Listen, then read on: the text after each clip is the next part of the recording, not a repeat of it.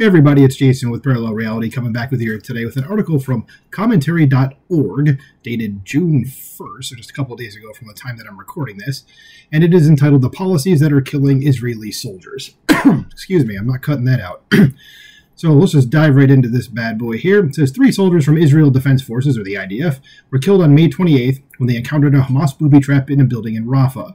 In a separate incident, 3 other soldiers were killed in a Hamas improvised explosive device, or IED, attack on May 18th. The Hamas terrorist organization is undeniably the culprit, and the Islamic Republic of Iran, Hamas's top military patron, bears significant responsibility too. Yeah, I mean, if they paid Hamas, that was giving them money for it or financing them, then, well, yeah. Says, but this is also the unfortunate result of the Biden administration policies that have put Israeli soldiers in greater danger.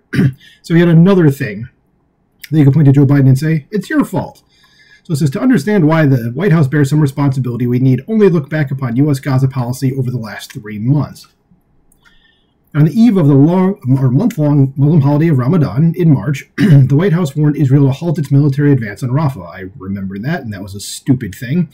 And why would the White House, or why should the White House control anything that's happening in another country? But, okay. It says the Israelis had removed Hamas from the vast majority of the Gaza Strip. The IDF was on the cusp of destroying the terrorist group, defying the predictions of most Middle East experts. The U.S. warned that that war during Ramadan could lead to a multi-front conflict the Israelis wanted to avoid. And these warnings resonated with the Israelis, who had had first-hand experience with Ramadan-inspired conflicts in recent years, so they agreed to halt for a month. Sorry about all the coughing. Just finished eating, so my throat is clearing. Apologize, but I'm not cutting any of them out. We're just going to press on. It says, but when that month was over and the Israelis readied for a renewal of the war, the White House moved the goalposts, because that's just what this administration does. As the U.S. immediately began to warn of a potential humanitarian disaster in Gaza. The State Department went so far as to suggest that Israel could be guilty of war crimes in Rafah, which it's not, but okay. As the White House even threatened to halt the provision of ammunition to Israel as a result of these purported fears. Never mind that Israel had kept the civilian to militant casualty count lower than any of America's previous engagements in Iraq or Afghanistan. And I did a video on that topic probably a couple months ago at this point. Search the playlist that I have for the Israeli-Palestine conflict, or whatever the heck it's called, and I go over that. And yeah, the civilian to militant casualty count is like a little more than 1 to 1. And again, like it says, it's lower than any of America's previous engagements in Iraq or Afghanistan. So they're quite literally the most careful military in the world, statistically speaking. So instead of finishing the war with the Iran-backed terrorist group, the Israelis began to ramp up efforts to bring additional aid into Gaza.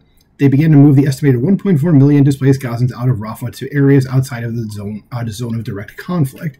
Then, in mid-May, a major lawfare campaign against Israel kicked into high gear. The International Criminal Court, or ICC, issued a charge sheet against Israeli Prime Minister Benjamin Netanyahu and Israeli Defense Minister Yoav Gallant for purportedly engaging in siege warfare against Gaza civilians, which, guys, we have footage of it. It's not happening. Like, it's one of those things like you're ignore the evidence of your eyes and ears, and then they're just like, they're just doing this.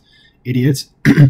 So it says, this was followed by a hearing at the International Court of Justice, or ICJ, that called upon Israel to halt its Rafah operations for fear of humanitarian concerns.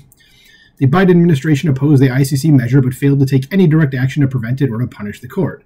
As for the ICJ, the charges of siege warfare leveled at Israel would likely have never been aired had the State Department not first suggested it was occurring in the first place. And rather than sanctioning the ICC prosecutor or defunding these Orwellian institutions, the White House has stood aside and allowed the legal farce to continue. And they absolutely should defund all this stuff. Any of these UN-type things, they just need to go. So as this was going on, America paid little attention to the hostages, including women and children, not to mention American citizens, who remain in Hamas custody after they were kidnapped by the Iran-backed terror group on October 7th. And there has been zero acknowledgement that Israel is fighting a war that it neither started nor wanted. But it's worse than that for Israel.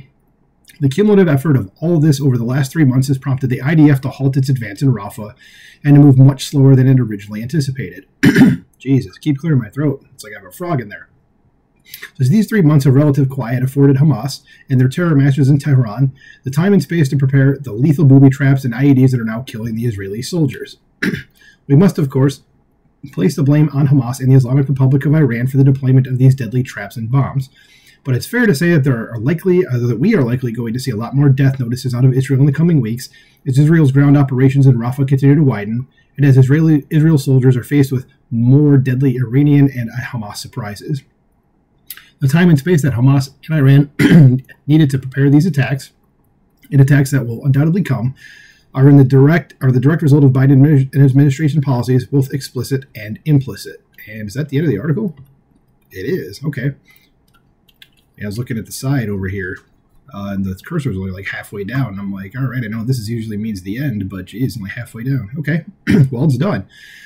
So yeah, and I said it facetiously at the beginning, like it's another thing that you can blame on the Biden administration, but it really is another thing you can blame on the Biden administration. So let's just put another scratch in their corner and call it that. So there's unnecessary soldiers being killed here because Biden didn't let Israel finish the job. So let me know what you think about this in the comments below. I'm going to go make sure that I'm not sniffling and coughing and clearing my throat for my next video. So I'm going to take off, but let me know what you think in the comments below. Like, share, subscribe, and I'll talk to you soon.